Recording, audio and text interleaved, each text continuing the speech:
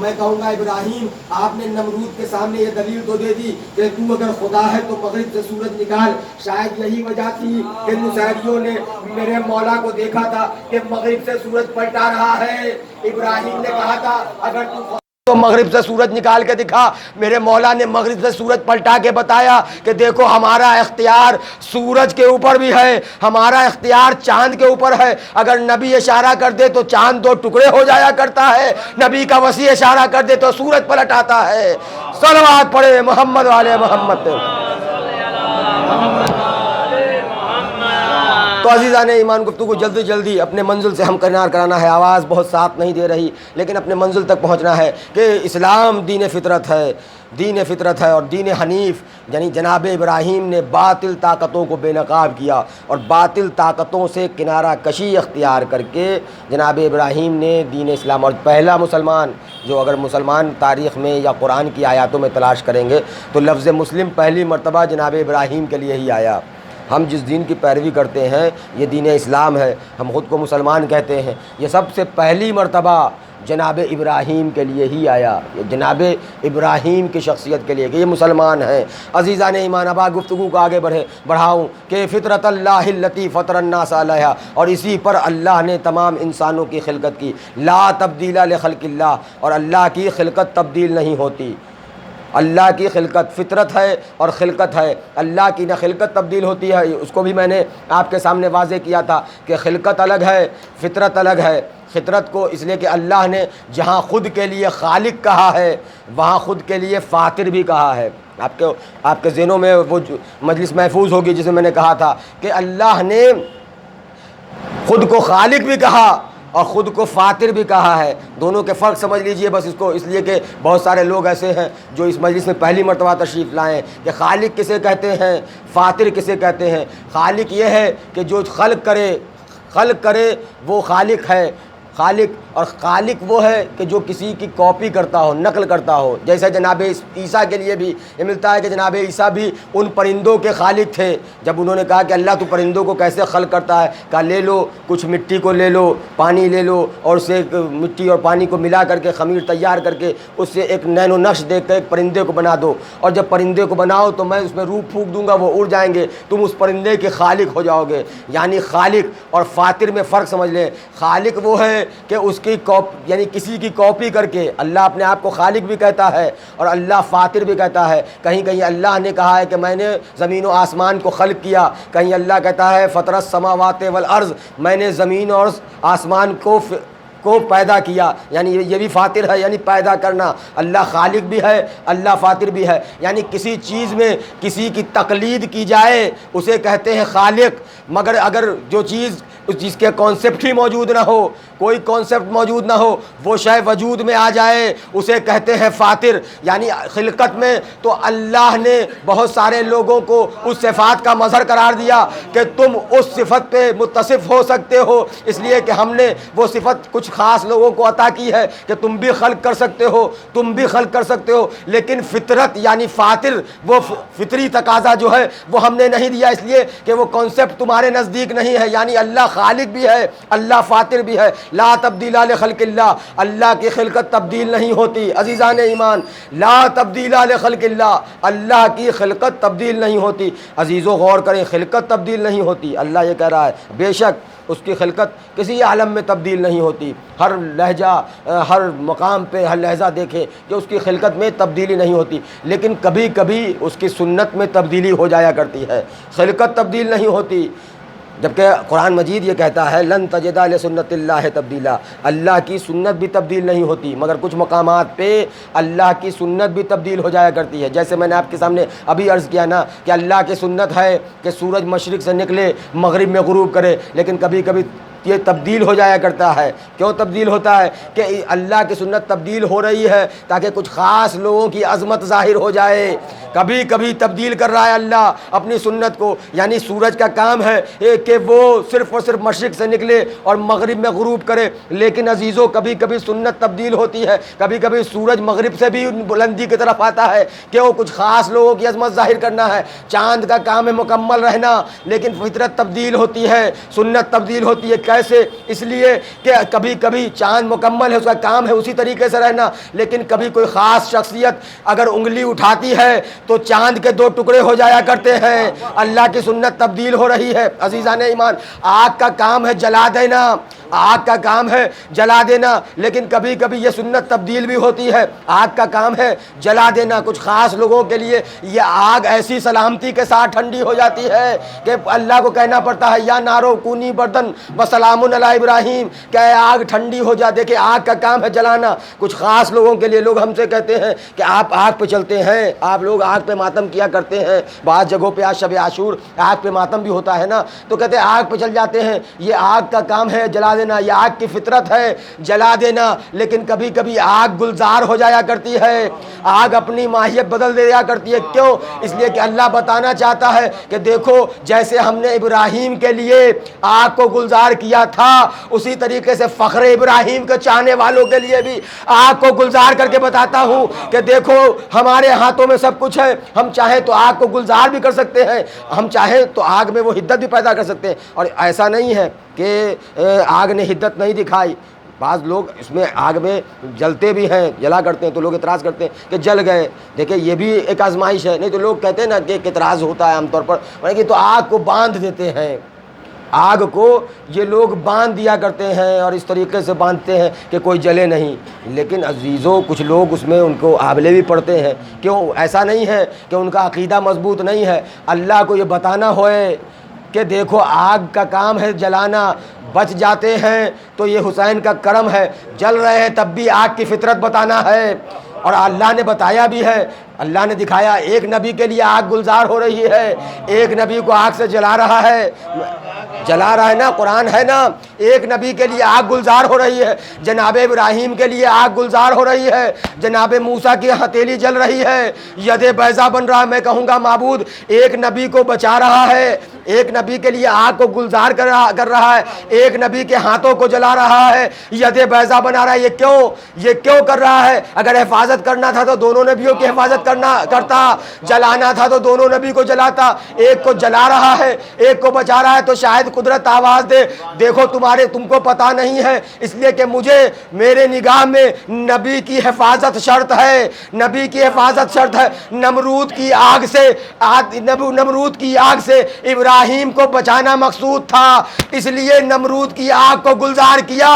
اور جناب موسیٰ کی حفاظت دربار فرعون میں کرنا تھا، اس لیے انگارے سے جناب موسیٰ کے ہاتھ کو جلا دیا تاکہ دنیا والے سمجھ سکے کہ نبی کی حفاظت مقصود تھی. تو اسی طریقے سے حسینی عزادار کے جب پیروں میں آبلے پڑتے ہیں تو یہ عزاداری کی حفاظت کے لیے ہے، تاکہ جو لوگ گزر جاتے ہیں وہ بھی عزاداری کی حفاظت میں گزرتے ہیں، جن کے پیروں میں آبلے پڑتے ہیں وہ بھی عزاداری کی حفاظت میں ہے. اس لیے کہ آگ کا کام ہے جلانا، فطرت ہے اس کی. کچھ لوگ جل کے گزر جاتے ہیں، کچھ لوگ بچ کے گزر جاتے ہیں. صلوات پڑھے محمد والے محمد. تو عزیزان ایمان، یہ ہے اسلام دین فطرت. اور ہر بچہ پیغمبر اسلام یہ کہتے ہیں اسلام دین فطرت ہے، تو اس کے لیے پیغمبر اسلام نے ارشاد فرمایا کلو مولود علی یولد فطرت الاسلام، کہ ہر بچہ فطرت اسلام پہ پیدا ہوتا ہے، ہر بچہ. اب اس کے پالنے والے اسے اپنی روش پہ ڈھال دیتے ہیں. پیغمبر نے فرمایا پالنے والے اسے اپنی روش پہ ڈھال دیتے ہیں، جیسی اس کی تربیت ہوتی ہے بچہ. اب اس پہ لوگ اعتراض کرتے ہیں ایسے یہ کیسے ممکن ہے کہ تمام لوگ دین اسلام پہ پیدا ہوں؟ دین فطرت ہے کیا یہ؟ جبکہ دین فطرت ہے، اسلام دین فطرت ہے، اور فطرت ہی یہی ہے کہ ہر بچہ اسی پہ پیدا ہوگا. دین فطرت ہے. لوگ کہتے ہیں یہ ادیان، وہ تمام دین اسلام کی پیروی کر رہے ہیں، کاپی کر رہے ہیں. اسلام دین فطرت ہے. اب لوگ اعتراض کریں گے کہ سب سے قدیم مذہب جو ہمارے ملک کا سب سے پرانا مذہب ہے، ہمارے ملک کا جو مذہب ہے وہ سب سے قدیم ہے.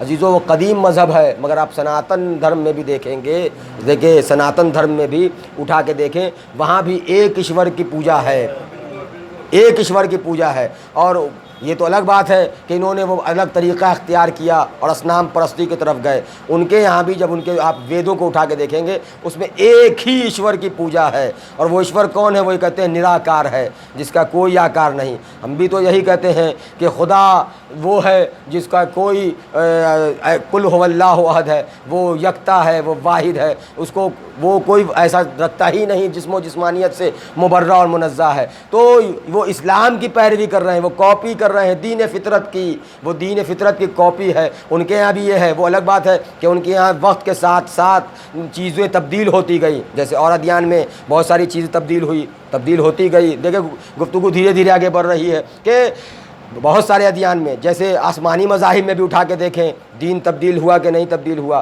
حد تو یہ ہے کہ ان کی کتابیں بھی تبدیل ہو گئی, بائبل تبدیل ہو گیا, یعنی انجیل جو آپ دیکھیں وہ تبدیل ہو گیا. اولڈ ٹیسٹامنل الگ ہے, نیو ٹیسٹامنل الگ ہے, یعنی بائبل بھی تبدیل ہوا, توریت بھی تبدیل ہوئے. کیوں اس لیے تبدیل ہو گئے کہ وقت کے ساتھ ساتھ ان کے جو فالوورز تھے اور ان کے جو پیشوا تھے انہوں نے اس میں تبدیلی کی. مگر اسلام دین فطرت ہے, اور اسلام کی جو کتاب ہے وہ بھی فطرت کے تقاضے کے تحت ہے. اس میں تبدیلی نہیں ہوئی, اس میں تبدیلی نہیں ہوئی. جس نے اس میں تبدیلی کے لیے چیلنج کیا کہ اس میں آیتیں ایسی ہیں, یہ آیتیں اس طرف اشارہ کرتی ہیں, وہ آیتیں اس طرف اشارہ کرتی ہیں, تبدیلی کی مانگ کی کہ اسے بدل دیا جائے, ان آیتوں کو ہٹایا جائے, یہ آیتیں اس طرف اشارہ کرتی ہے. دیکھیں آیتیں تو نہیں بدلی, خود بدل گیا, خود بدل گیا. اللہ نے ایسا تبدیل کر دیا کہ دیکھو اب تم کہیں کے نہیں ہو. بڑے آ رہے تھے ٹی وی پر, بڑے ٹی وی پہ نظر آ رہے تھے, آج کہاں ہیں پتہ ہی نہیں چلا. دیکھے باطل طاقتیں خوب استعمال کرتی ہے, باطل طاقتیں خوب استعمال کیا کرتی ہے. آپ مطالبہ کر رہے تھے کہ قرآن کی آیتیں تبدیل کر دیا جائے, قرآن کی آیتوں کو بدل دیا جائے, یعنی آپ قرآن بدلنے کی مانگ کر رہے تھے. اللہ نے آپ کو ہی بدل دیا اور دین فطرت سے پھیر کر کے دوسری طرف بھیج دیا. دیکھیے آپ قرآن کو بدلنے چلے تھے, قرآن نے ایسا بدلا کہ اب دنیا میں بھی چلیں گے. کہا نا کہ ہمیں نظر آتش کیا جائے, اب دنیا میں بھی چلیں گے, آخرت میں بھی چلیں گے. صلوات پڑھے محمد والے محمد.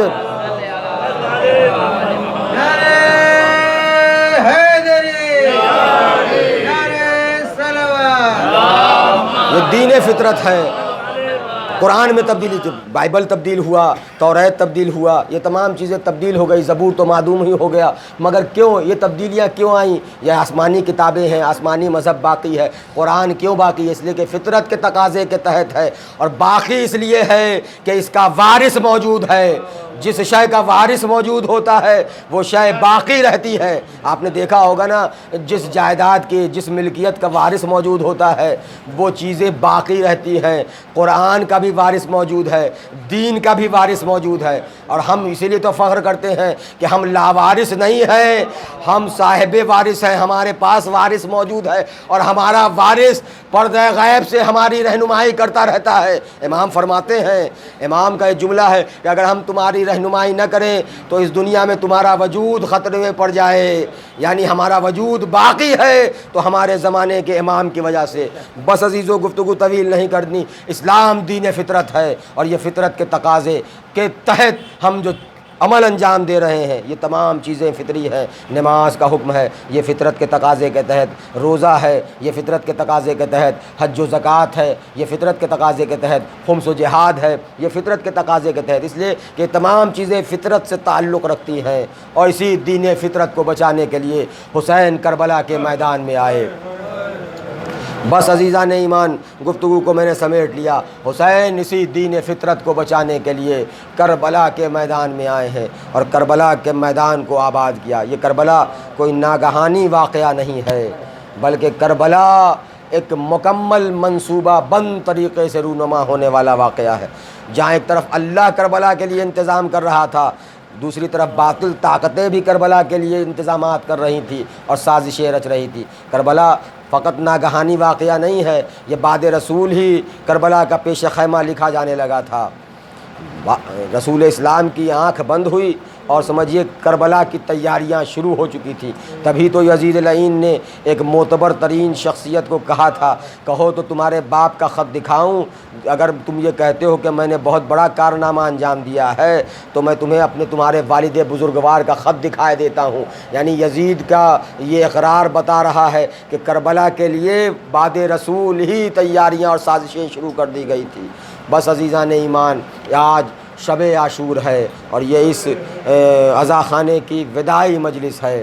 آپ امام حسین پر رونے کے لیے بیٹھے ہیں، رونے کے لیے بیٹھے ہیں۔ دیکھیں یہ ایام گزر رہے ہیں، ہمیں دعا کرنا چاہیے کہ پروردگار ہمارے اس فرش عزا پر جو ہم تشریف لائے ہیں، جو عمل انجام دیے ہیں، اللہ انہیں قبول فرمائے، اس لیے کہ یہ اگر قبول ہے حقیقت میں، اور عزاداری پر ہمیں پورا بھروسہ ہے۔ ہماری نماز قبول ہوگی کہ نہیں کوئی نہیں کہہ سکتا، روزہ قبول ہوگا کہ نہیں کوئی نہیں کہہ سکتا، مگر عزاداری کے لیے ہر عزادار کہتا ہے میری عزاداری ضرور قبول ہوگی۔ عزاداری کیوں قبول ہوگی؟ اس لیے کہ اس میں للہیت ہے، اس میں خلوص ہے، اس میں انسان کی جو دلی اور قلبی لگاؤ ہے وہ شامل ہو جاتا ہے۔ آپ امام حسین پہ گریہ کرنے کے لیے بیٹھے ہیں، شب عاشور ہے نا، اس شب عاشور میں عزیزان ایمان آپ ذرا غور کریں گے، اس لیے کہ میں مصائب بہت طولانی نہیں پڑھنا چاہتا، لیکن آج کے جو دن ہے وہ مخصوص عزا خانوں میں یہ ہوتا ہے کہ تھوڑا طولانی مصائب پڑھا جائے، حق مجلس ادا ہو جائے، اس لیے میں نے اب فضائل میں کچھ گوشوں کو چھوڑ کر کے مصائب کی طرف، اس لیے کہ آواز بھی گرفتہ ہے اور مجھے دوسری مجلس بھی پڑھنی ہے، لہٰذا بالکل سمیٹتے ہوئے کہ آپ نے شب عاشور میں بیٹھے ہیں، آپ نے غور کیا ہے شب عاشور 9 محرم ہے نا، اور 9 محرم کو تاریخ نے لکھا ہے کہ 9 محرم کے دن امام سید سجاد باپ کی خدمت میں آتے ہیں اور کہتے ہیں امام حسین کی بارگاہ میں آنے کے بعد کہتے ہیں بابا میں یہ چاہتا ہوں کہ لشکر یزید کا معائنہ کروں، 9 محرم کو لشکر یزید کا معائنہ کروں۔ دیکھیں 9 محرم ہے، آپ شب عاشور میں بیٹھے ہیں، سید سجاد آئے ہیں والد بزرگوار کی خدمت میں، کہا میرے لال لشکر کا معائنہ کرنا چاہتے ہو؟ کیا بات ہے؟ کہا میں دیکھنا چاہتا ہوں کہ یزید نے کتنے لشکر تیار کیے ہیں اور یہ لشکر کتنا ہے، میں یہ مشاہدہ کرنا چاہتا ہوں۔ امام نے کہا بے شک جاؤ میرے لال، جا کر کے دیکھ لو۔ علامہ طالب جوہری اپنی کتاب حدیث کربلا میں اس روایت کو نقل کرتے ہیں، انہوں نے نقل کیا کہ امام حسین نے اجازت دی، جناب سید سجاد گھوڑے پر سوار ہوئے اور اس کے بعد ایک مرتبہ میدان قتال کا رخ کیا ہے، گھوڑے کو کعبہ کیا اور پورے میدان قتال سے گھوڑے کو دوڑاتے ہوئے پھر امام کی خدمت میں آتے ہیں، اور آنے کے بعد جملہ کہا تھا بابا جان بڑا مختصر سا لشکر ہے، بڑا مختصر سا لشکر ہے بابا، اس لشکر کے لیے تو تنہا میں اور میرا چچا عباس ہی کافی ہے۔ عزیزو یہ جملہ جیسے ہی امام کے زبان سے نکلنا تھا، امام حسین نے دست دعا بلند کی، پروردگار امامت کی ذمہ داری اور امامت کی حفاظت تیرے حوالے، اب تو جانے کہ امامت کی حفاظت کیسے ہوتی ہے۔ ابھی امام نے یہ دعا کی ہے، تاریخ کہتی ہے کہ جناب سید سجاد خیمے میں گئے اور ایسی غشی طاری ہوئی کہ جناب سید سجاد ایسی غشی طاری ہوئی کہ عصر عاشور سے قریب تر انہیں بیدار کیا جا رہا ہے، سید سجاد اٹھو تمہارا بابا رخصت آخر کے لیے آیا ہے۔ آوازیں آپ کی بلند ہو گئیں، خدا ان آوازوں پہ رحمت نازل کرے۔ رو لو عزادارو، پرسا دے لو، اس لیے کہ پتہ نہیں سال آئندہ کون اس فرش پہ تشریف لانے کے لائق ہو کون نہ ہو، پتہ نہیں ہماری حیات کتنی ہے، مگر دعا ہے پروردگار جو بھی اس فرش عزا پہ موجود ہیں اللہ انہیں اتنی حیات دے کہ وہ سال آئندہ پھر سے مجلس حسین اور عزاداری حسین کر سکیں، اور اگر ہم میں سے کسی کو موت بھی آ جائے تو پروردگار ہمیں عزاداری حسین کی اجازت دینا تاکہ ہم عزاداری امام حسین کر سکیں۔ رو لو عزادارو، بس ہمارا مولا جو امام ہمارا مہمان ہوا تھا نا، اس لیے کہ امام نے خواہش ظاہر کی تھی۔ تاریخ میں ملتا ہے کہ جب محرم کا چاند نمودار ہوتا ہے تو امام اپنے روضے سے ہند چلے آتے ہیں۔ امام کے روضے کے ایک جو خادم ہے وہ روایت کرتا ہے کہ محرم کا چاند جب فلک پہ نمودار ہوا تو، اور مجھے اسی وقت امام حسین کے حرم کی کنجی ملی تھی، یعنی میں کلید بردار منتخب ہوا تھا، فوراً ہی مجھے چابی ملی اور محرم کا چاند فلک پہ نمودار ہو گیا۔ میں نے محرم کے جو چاند نمودار ہوا تو امام حسین کے حرم کو صاف کرنا شروع کیا لیکن مجھے محسوس ہوا کہ اس سے قبل جو رونق رہتی تھی روضہ امام حسین میں وہ رونق آج نظر نہیں آ رہی ہے.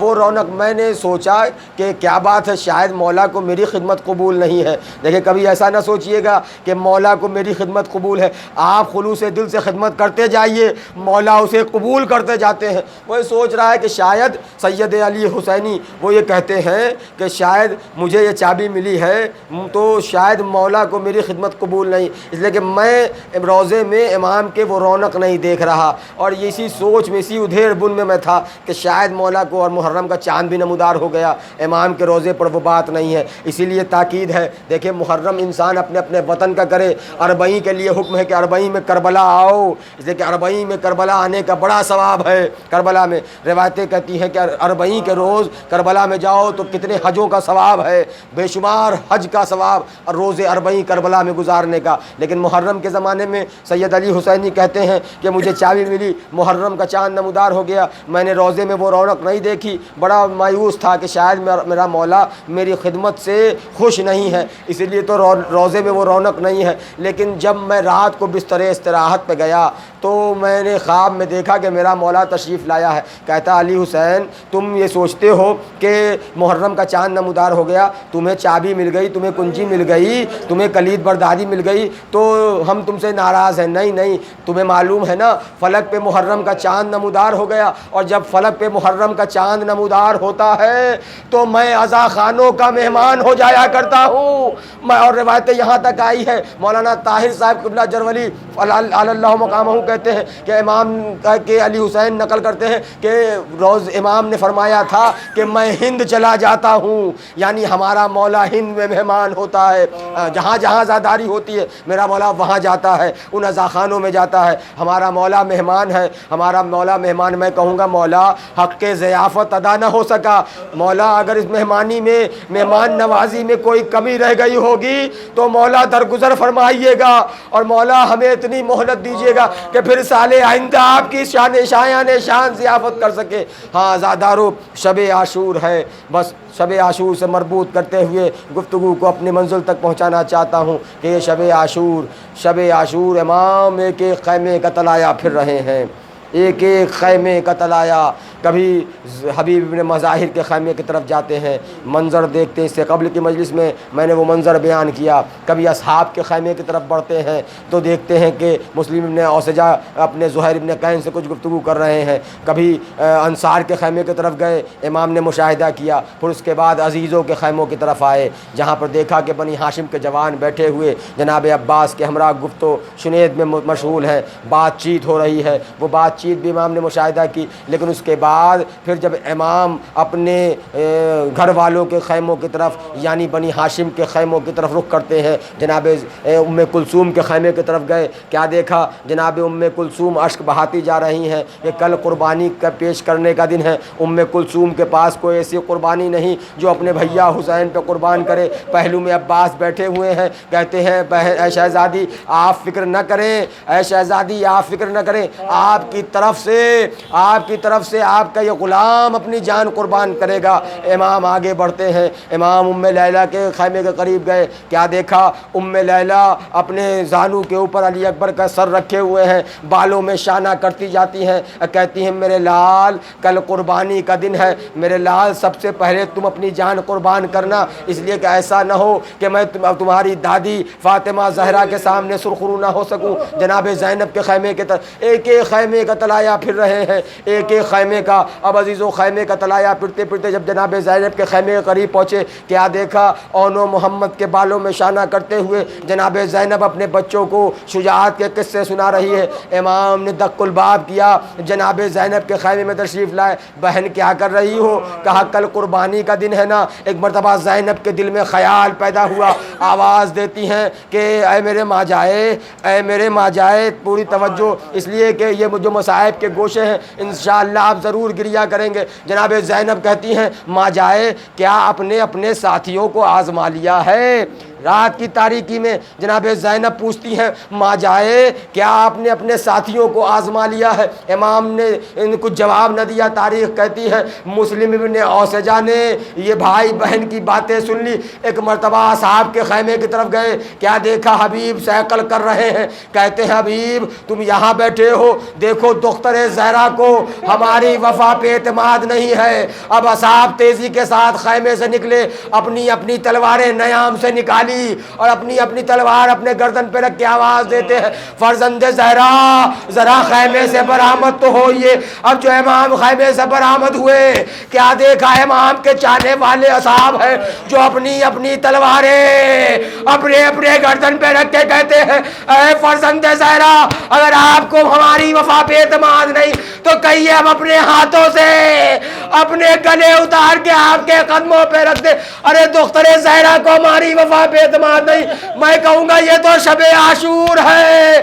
ارے زینب کا دل ٹھہر گیا ہوگا، ارے میرے بھیا کیسے چاہنے والے ہیں جو اپنے ہاتھوں سے اپنا گلا اتارنے کے لیے تیار، مگر زینب کا دل اس وقت بڑا بے چین ہوا ہوگا جس وقت حسین نے کہا ہوگا یا زینب ام کلثوم یا سکینہ و یا رقیہ علیکن منی سلام۔ شاید زینب آواز دیتی ہوں اے حبیب کہو، اے مسلم ابن اوسجہ کہو، اے زہیر ابن قین کہو، اے ابو ثمامہ سوداوی کہو، دیکھو میرا بھیا تنہا رہ گیا۔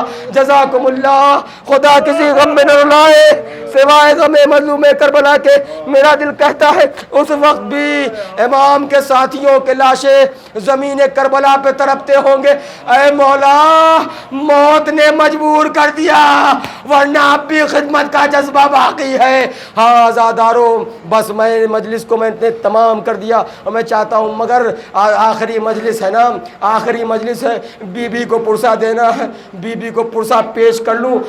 میں کہوں گا بی بی اتنی طاقت دے دے میں جس منزل تک اور جو مصائب آپ کو پسند ہے وہ مصائب پڑھ لوں، مجھے اتنی سکت عطا کرے، اس لیے کہ بی بی کو کون سے مصائب پسند ہیں۔ علامہ مجلسی علیہ الرحمہ کہتے ہیں کہ میں روز روزہ امام حسین پہ جا کر کے مجلسیں پڑھا کرتا تھا، روز جا کر کے روزہ امام حسین پہ مجلسیں پڑھا کرتا تھا، مختلف مجلسیں میں پڑھا کرتا تھا۔ ایک دن میں مجلسیں پڑھ چکا تو میں بستر استراحت پر گیا، خواب میں دیکھا کہ شہزادی تشریف لائی ہیں، لانے کے بعد کہتی ہیں مجلسی تم میرے لال کی مجلس